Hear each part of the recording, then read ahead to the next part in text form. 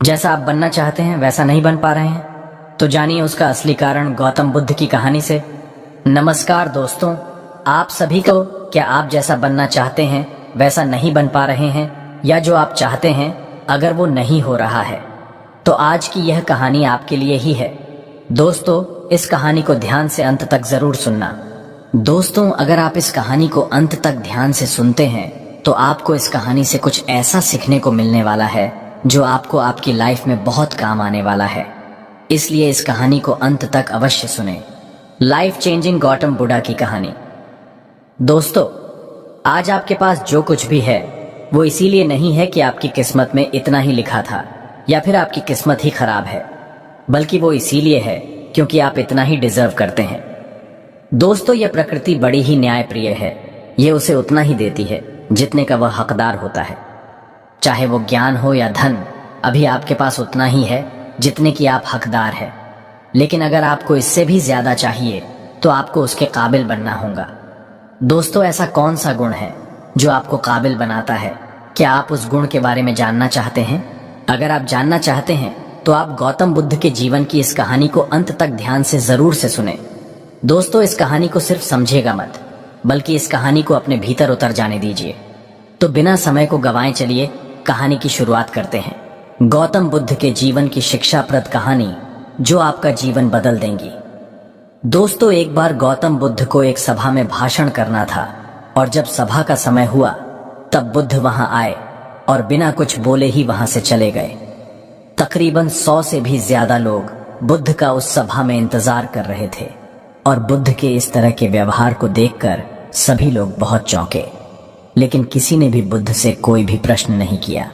दोस्तों, अगले दिन फिर से सभा का आयोजन हुआ और दूसरे दिन सभा में लोगों की संख्या तकरीबन घट गई। इस बार तकरीबन 80 लोग सभा में बैठे हुए थे। बुद्ध सभा में आए, लेकिन इस बार भी बुद्ध ने वही किया, यानी बुद्ध इस बार भी आए और बिना कुछ बोले ही वहां से चले गए। लोग दोबारा से चौंके, लेकिन किसी ने भी बुद्ध से कोई प्रश्न नहीं किया। अगले दिन सभा का आयोजन फिर से किया, लेकिन इस बार सभा में लोगों की संख्या और घट गई। इस बार सभा में केवल 50 लोग ही आए हुए थे। बुद्ध सभा में फिर से आए और उन्होंने इधर उधर देखा और बिना कुछ बोले ही सभा से चले गए। उसके बाद कुछ लोग क्रोधित भी हुए, क्योंकि लोगों ने अपना काम छोड़ छोड़ कर आए हुए थे, लेकिन किसी ने भी बुद्ध से कोई प्रश्न नहीं किया। अगले दिन फिर से सभा का आयोजन हुआ।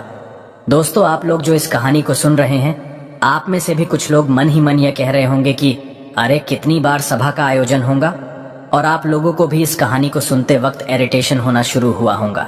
और जिन जिन लोगों को भी अभी इरिटेशन होनी शुरू हो गई है, उन लोगों को तो यह कहानी बड़े ध्यान से पढ़कर समझना चाहिए, क्योंकि यह कहानी आपके लिए ही है। अगले दिन फिर से सभा का आयोजन हुआ, लेकिन इस बार सभा की संख्या और ज्यादा घट गई थी, यानी इस बार सभा में सिर्फ 30 लोग ही थे। फिर उसके बाद बुद्ध सभा में आए, मुस्कुराए, और फिर से बुद्ध ने वही किया, यानी बिना कुछ बोले ही वहां से चले गए। इस बार भी लोग बहुत क्रोधित हुए, और इस बार लोगों ने पीछे से कुछ कहा भी और बड़बड़ाए भी, लेकिन बुद्ध ने उनके किसी भी प्रश्न का उत्तर नहीं दिया। दोस्तों, अगले दिन फिर से सभा का आयोजन हुआ, और इस बार लोगों की संख्या बहुत ज्यादा घट गई थी, यानी इस बार सभा में कुल मिलाकर 15 लोग ही आए हुए थे। इस बार भी बुद्ध सभा में आए, लेकिन इस बार बुद्ध अपना आसन ग्रहण कर लेते हैं।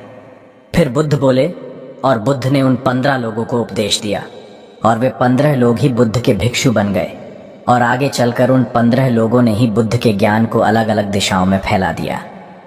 फिर एक दिन बुद्ध से किसी ने पूछा कि बुद्ध, आप कई दिनों तक बिना बोले ही सभा से क्यों चले जाते थे? फिर बुद्ध कहते हैं कि मैं उन लोगों को खोज रहा था जो लायक थे, यानी कि पहले दिन 100 से भी ज्यादा लोग आए हुए थे, उसमें से ज्यादातर लोग सिर्फ आए हुए थे। उन्हें मेरे उपदेश से कोई भी मतलब नहीं था, वे बस आ गए थे। और उसमें से ज्यादातर लोग सिर्फ देखने और सुनने आए हुए थे कि सभा में क्या होता है। वे मेरे काम के लोग नहीं थे, क्योंकि वे लोग मेरे ज्ञान को औरों तक नहीं पहुंचा सकते थे। मुझे तो उन लोगों की खोज थी जो मेरे ज्ञान को जन जन तक पहुंचा सके। कई दिनों तक सभा से बिना बोले ही मैं इसीलिए चला गया, क्योंकि मैं यह देखना चाहता था कि वे कौन लोग हैं जिनके भीतर वास्तव में प्यास है। जिन लोगों के भीतर में वास्तव में प्यास थी, वे लोग अंत तक जरूर रुके, और जो लोग बस ऐसे ही आ गए थे, वे लोग पहले या दूसरे दिन ही चले गए।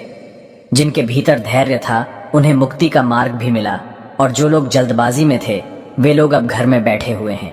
सवाल यह नहीं है कि मैं तुम्हें क्या दे सकता हूँ, बल्कि सवाल यह है कि तुम क्या ले सकते हो। तुम्हारा पात्र कितना बड़ा है और कितने के तुम हकदार हो। जितने के तुम हकदार हो उससे ज्यादा तुम्हें नहीं मिलेगा।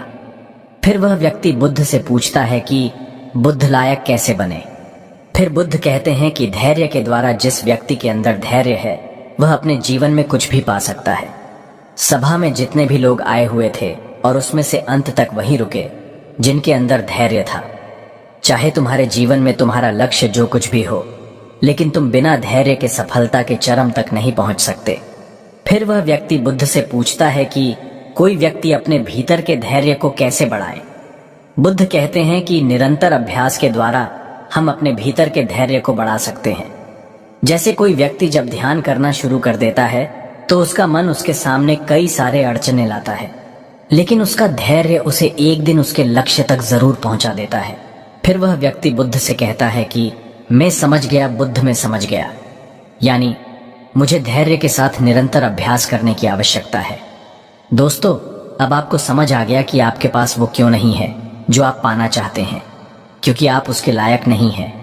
आप लायक तभी बनेंगे जब आप अपने भीतर धैर्य को बढ़ाएंगे। और धैर्य कैसे बढ़ेगा? धैर्य बढ़ेगा निरंतर अभ्यास के द्वारा। और अभ्यास कौन करेगा?